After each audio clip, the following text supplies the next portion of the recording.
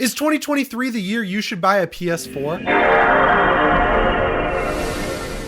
How's it going, everyone? Welcome to PSReady. Today, I have a question for you. Would you rather buy a PlayStation 5 or a PlayStation 4? Now, I know a lot of people immediately would say PlayStation 5, but there's a few reasons why you might want to consider picking up a PS4 in 2023. So right now, there are actually two different PS4s you can buy, and they actually vary about $100 in price. So if you want to go pick up a PS4 right now, the original model, so the Slim model, that's going to cost around $170 at GameStop. And if you want to pick up a PS4 Pro, the better model, in my opinion at least, that one's going to run you around $220 to like $240 at GameStop, whether you want to get a new one or a used one. Now, new ones are going to be extremely hard to come by. You're probably going to have to buy a used version of either of these consoles, but they are pretty durable, so you shouldn't worry too much about getting scammed. GameStop, for as much problems as they have with used consoles, they've definitely gone downhill over the years for sure, but the best part about buying something there versus anywhere else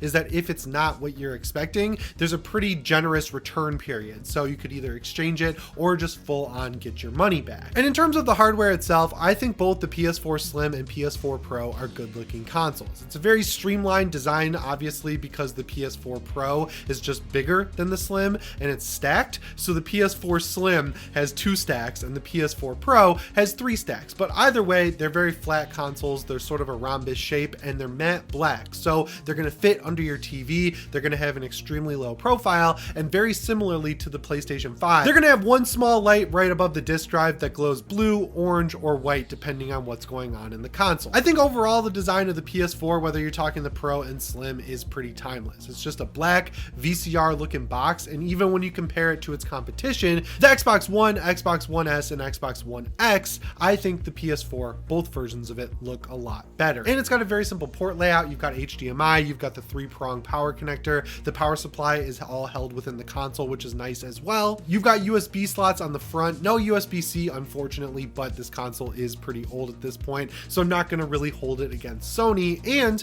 overall, it's pretty affordable at that price point of around $170 to $240. You also get a controller with this console, which is called the DualShock 4. And at first, I think I didn't like the DualSense, the PS5's controller, as much as the DualShock 4, but the DualSense has definitely grown on me over time. That being said, the one feature that I think the DualSense could lose and still be fine is the adaptive triggers. I used to think they were really cool. I talked about this in another video, but they were great at launch when games like Ratchet & Clank and Returnal really heavily supported them. But like with every gimmick when it comes to consoles, as time has gone on, they've been supported less and less, and now it doesn't really feel like you need them. You also got to consider that the DualSense is a bigger controller, I think, at least. Like when I hold it, it feels a little bit more hefty, and for me, it fits in my hand a little bit better. Now, interestingly, when it came out, it actually kind of hurt my fingers a little bit reaching for those triggers because they're in just slightly a different spot. But as time has gone on, I've actually gotten more used to the DualSense controller, and while the DualShock 4 looked pretty futuristic back in the day,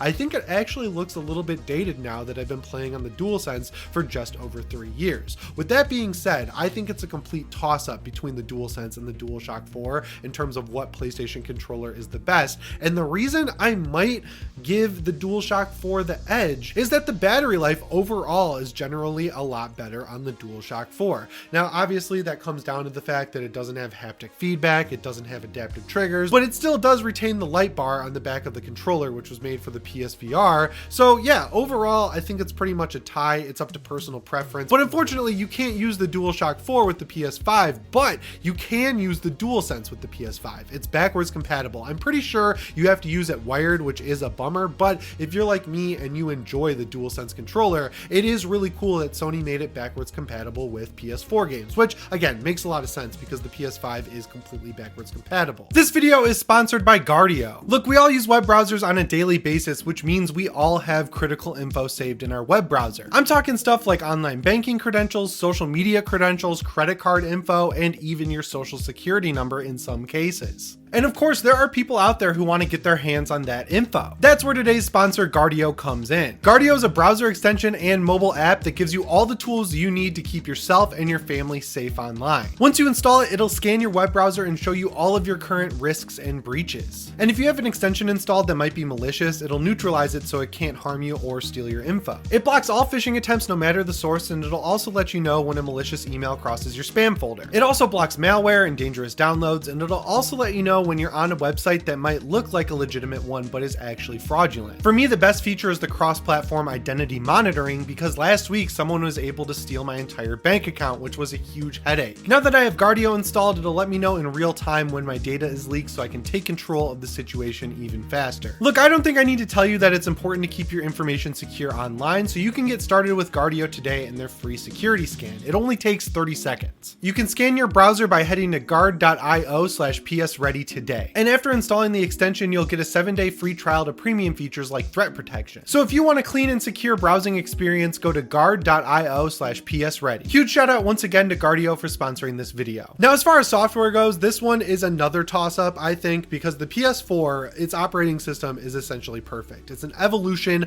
of what we saw on the PS3 and the PSP, the cross-media bar, but it's even more simplified. Everything from games to movies to apps has its own big readable square, which I think is great, and you can even create folders that'll live on the home screen, unlike the PS5, where when you create folders, they live within your library. I think they're not even called folders, they're called like game bundles or something like that. I don't even remember because it's such a dumb term that doesn't sound anything like folders. One edge that the PS4 has over the PS5 for sure though is a web browser. It's not the greatest one in the world, and honestly I don't know why people love this feature so much. I have never used the web browser on my PlayStation 4 intentionally, and it's fine, right? Like the only use I could really think of for it would be to either hack your console or go to Patreon and watch videos there, because that's what I use my Xbox Series X for. If you didn't know, the Series X has a desktop version of Microsoft Edge, so it's actually pretty usable if you have a Series X, which is nice. But the PS4's web browser isn't anything to write home about, but it has one and the PlayStation 5 doesn't, so I feel like it gets a little bit of an edge there.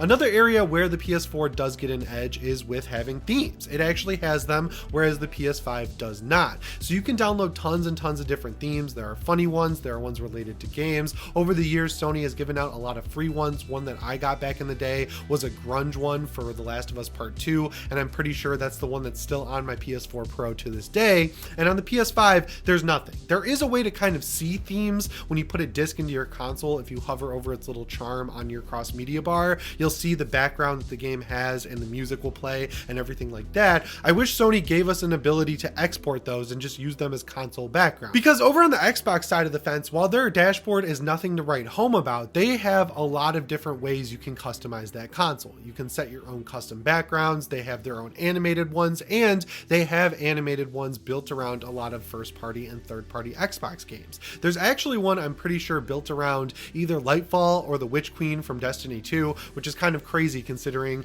Bungie, the people who make Destiny, are not owned by Xbox, they're now owned by Sony. And they have a really cool one from Grounded, they have some Halo ones, they have a Starfield one, and overall their animated backgrounds just look absolutely phenomenal. So when you compare that to what we have on the PS5, which is nothing, I think Sony really needs to make that one of their priorities going forward. The web browser, on the other hand, I could take it or leave it. I think the PS5 is powerful enough to where you could put a web browser on there like Safari or something and it would work pretty dang well, but there are just so many different ways you can access the internet on your TV these days. I don't really think it'd be worth it for Sony to put in the time or energy, and also I feel like 9 times out of 10 people are just going to use their iPad or screen mirror from their phone, so not really the biggest deal in the world to include a web browser. One area where the PS5 definitely has the PS4 beat though is in its output settings. So you can output to 1440p, which is awesome. It also has variable refresh rate and it has Dolby Atmos now. It has just a lot more modernized features that new TVs will support than the PS4 does, and that's fine, I guess. Like, it's cool stuff that's really niche and has its use, but overall I think if you plug your PS4 into any TV, it's gonna work absolutely fine. And the cool thing is, even though the PS5 has been out for about 3 years at this point, Sony still gives the PS4 more security updates, and they even just updated it to allow you to log into it by scanning a QR code with your phone. So even some of the latest cutting edge features that we've seen on the PlayStation 5 are still supported by the PlayStation 4. So in terms of software, I think it is pretty dang close, but not really because they're lazy with the PlayStation 5. I think the only reason it's so close is because they got it so close to perfect way back on the PS3, and ever since then they've just been doing very small iterations. The only operating system I think Sony's ever made that's legitimately bad is the Vita operating system. Having those bubbles on the screen never really worked right, and making it mostly navigatable by touchscreen, I don't know, that wasn't really the best move from Sony if you ask me. But overall, I think the PS4 has some great software, but at the end of the day, the PS5's is the one to go with, just because, you know, it's got the same features as the PS4 minus the web browser and themes, but it even has more on top of that. So this is kind of a draw if you ask me. It's improved on the PlayStation 5. It was just already very good on the PlayStation 4. But that brings us to the real reason I think the PS4 is actually worth taking a look at in 2023. And that, of course, is the situation surrounding the game. So I don't think I need to tell you that when the PS5 came out, it was extremely hard to get. There was the whole pandemic going on, there were supply chain issues, Sony could not make these things fast enough, and because of that, they took a lot longer to get a sizable number into people's hands, and that resulted in games basically being up-resed PS4 games for the PlayStation 5. Now, yes, we have started seeing some full-on next-gen games, but the amount of those is very few and far between, and even some of the ones that we thought would be next-gen forever are being backported to the PlayStation 4. Games like Jedi Survivor, for example. That one released way too early, it didn't run well on the PS5, but as soon as EA announced the patch that made it run at 60 FPS on the PS5 and Xbox Series X, then they also announced that they're backporting the game to the PlayStation 4, and I would guess that they're going to be targeting around 30 frames per second and maybe 800 or 900p, and on the PS4 Pro, I would guess it would run at around 1080p, 30 FPS. Another game that was announced as a next-gen only game but very quickly had itself backported to the PlayStation 4 was, of course, Resident Evil 4. Now that is my game of the year. In terms of raw content, I think the only game that kind of matches up to it this year would be Baldur's Gate 3, because at this point what you get with Resident Evil 4 is absolutely insane. You get the base game, which is really long, it's about 20 hours, and it rewards you for playing it multiple times, and you get rewards for beating it on the hardest difficulty, which is awesome, and that story is just absolutely phenomenal, so it's worth playing multiple times. You also get the Mercenaries mode, which is like a time attack mode where you're in multiple levels from the game, and you can play as a ton of different characters, including Leon, Krauser, Hunk, Wesker, Ada, the list goes on, and it is incredibly fun and addicting to make sure you get an S+ on every single level with every single character, because once you do that, you unlock the RPD costume for Leon to use in the main story. They also just released for $10 the Separate Ways campaign, which back in the day in like 2005 when you got the PS2 version, that campaign was nothing special. It was cool to have an extra campaign that was just an asset flip featuring Ada, and it kind of explained some of the stuff in the story that happened a little bit better, but in this game it's a full-on brand new campaign that brings back bosses that weren't included in the main campaign. It has full-on cutscenes, it recontextualizes the relationship with Wesker, and it teases Resident Evil 5's remake, which I'm assuming will be the next one. So when you look at a game that's as content complete and as graphically demanding as Resident Evil 4 Remake, it's kind of easy to see why we all assumed it would stay a PS5 exclusive, but very soon after it was announced, Capcom also announced that it would be coming to the PlayStation 4 as well, and that port actually runs pretty damn good. So in terms of true next-gen exclusives, that list keeps getting smaller and smaller, and we do have some next-gen exclusives. Games like Gotham Knights, which, you know, is a situation where the game wasn't finished, Dead Space, which is a situation where you absolutely need an SSD to play that game, so I don't think it will ever be backported, which is awesome. Final Fantasy 16, which is another case where the game just sort of feels a little bit unfinished, not necessarily like it totally needs the PS5's hardware. Ratchet & Clank Rift Apart, which, you know, could definitely be backported to the PlayStation 4. A lot of people didn't think it could, but when the PC version of the game came out, it was run on hardware that was very equivalent to what you see in the PS4, and while the loading screens definitely take a little bit longer than they do on the PS5, they're fast enough where you could definitely play that game on there. So when you take all these games that are next gen and look at all the caveats, it's easy to see why there's not really a huge reason to upgrade to the PlayStation 5, because every single game that's come out for it, save a few of them, is also available on PS4. And when you're talking about some of the best games ever, like God of War Ragnarok, they look and run phenomenally on the PS4 anyway, and they run even better on the PS4 Pro. Now, I don't want to get too crazy and act like the PS4 is better than the PS5, because the PS5 does have a PS4 Pro mode, so any PS4 game you put in the PS5 is generally going to run better than it would on the regular PS4 or PS4 Pro, which is nice. And also it does have a few of those next gen games, and it has 8K output, it has variable refresh rate, it doesn't have themes, but it also has 1440p support. You can also use an SSD expansion slot in there that'll let you get it all the way up to 8 terabytes.